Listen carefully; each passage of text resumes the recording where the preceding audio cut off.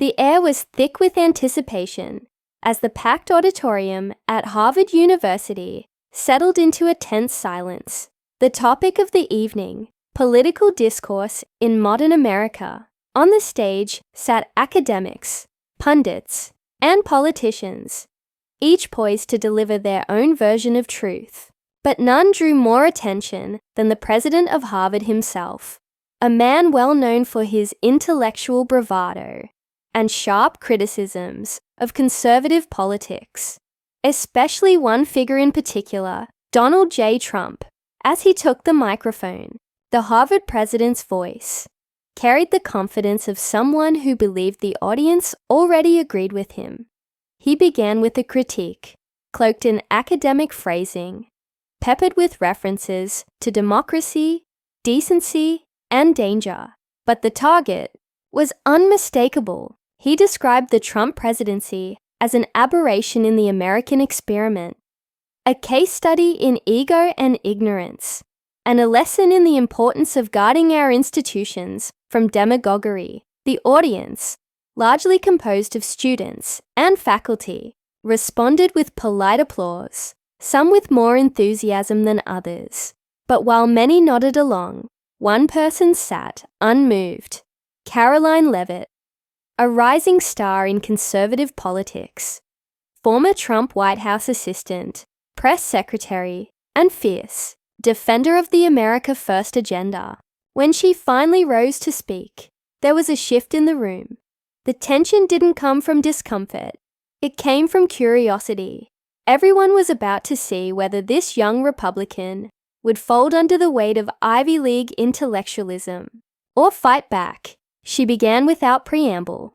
It's always fascinating to hear people who live in protected towers talk about real America as if it's a thesis subject. Her words cut through the academic pretense like a knife.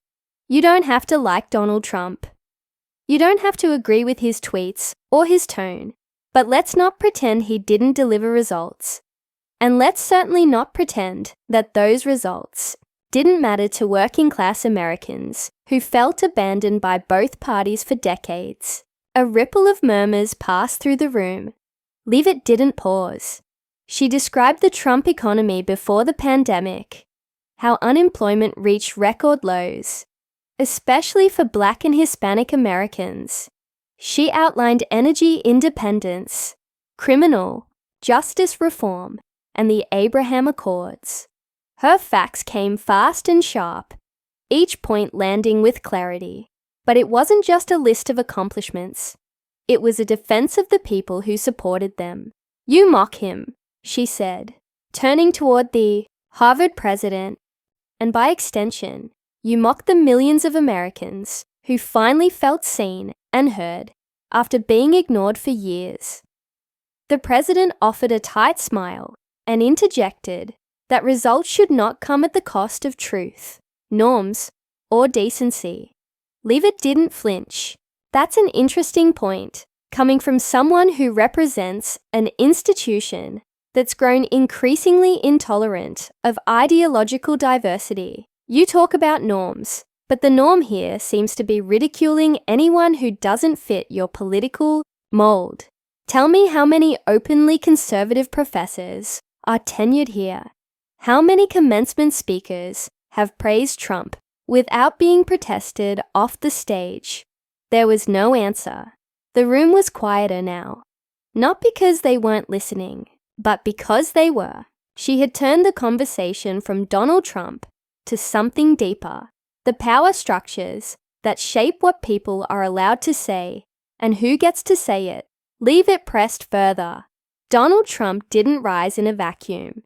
He rose because for too long, Americans were told to sit down, shut up, and accept the slow decline of their communities as inevitable. He was the only one who stood up and said, "No, I see you.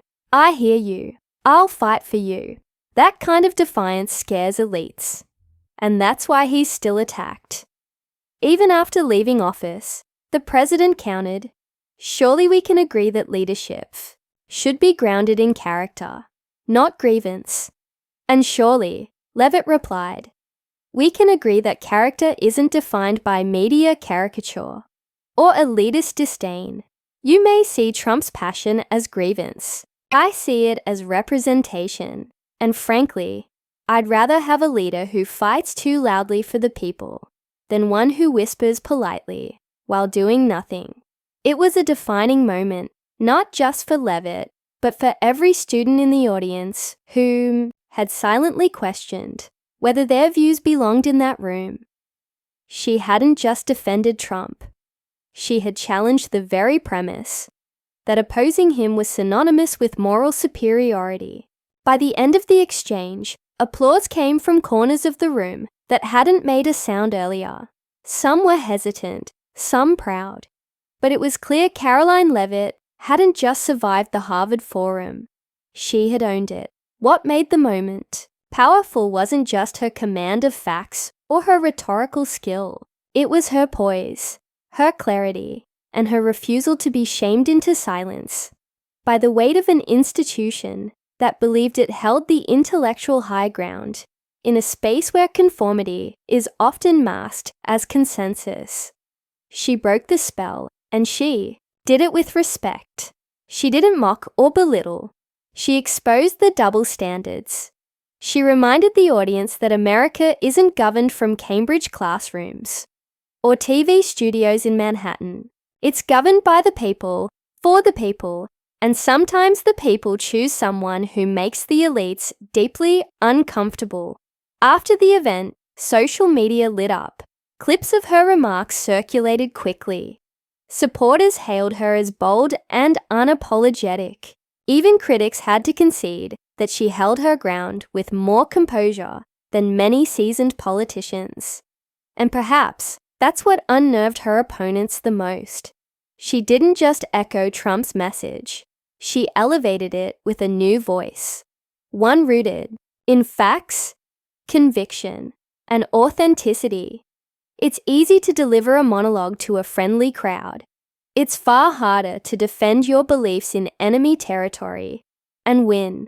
Karoline Leavitt did just that, and in doing so, she didn't just defend a man or a movement. She defended the right to think differently, to speak freely, and to stand firm when it's easiest to stay quiet. What unfolded that night at Harvard wasn't just a debate. It was a cultural collision between the old guardians of orthodoxy and a new generation determined to break the script. The Harvard president tried to humiliate Donald Trump by proxy. Karoline Leavitt didn't just push back. She shut him down. The aftershocks of that evening didn't remain confined to Harvard's halls. Within hours, headlines appeared on conservative media sites, declaring it a turning point. A moment where an emerging conservative voice stood eye to eye with elite academia and didn't blink. But it wasn't just right-wing outlets that noticed. Even traditionally left-leaning commentators couldn't ignore what had taken place. There was grudging acknowledgement that Leavitt had held her ground, not with bluster, but with precision and poise. What made her performance even more remarkable was her age.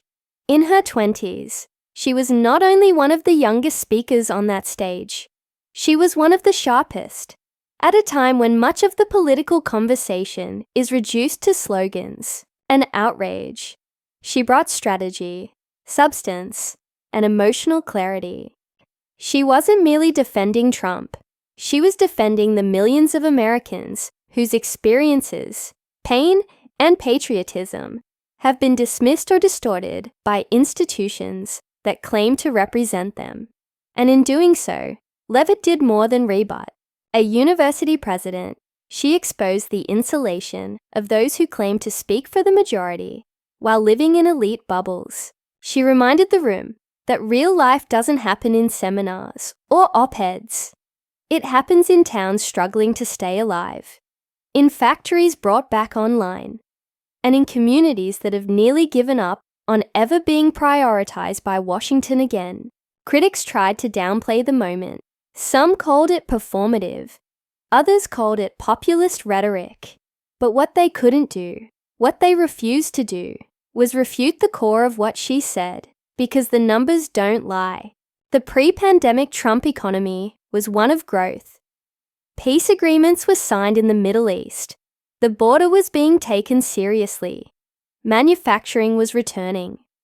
And for many Americans, especially those in states long forgotten by political consultants, those years felt like a long overdue shift toward their values, their voices. Karoline Leavitt didn't speak for the Harvard faculty that night. She wasn't trying to.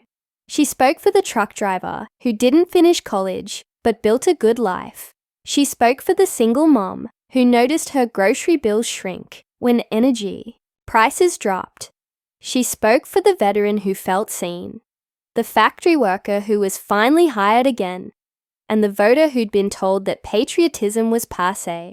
In short, she spoke for the backbone of America, and perhaps that's why the moment struck a nerve. League panels.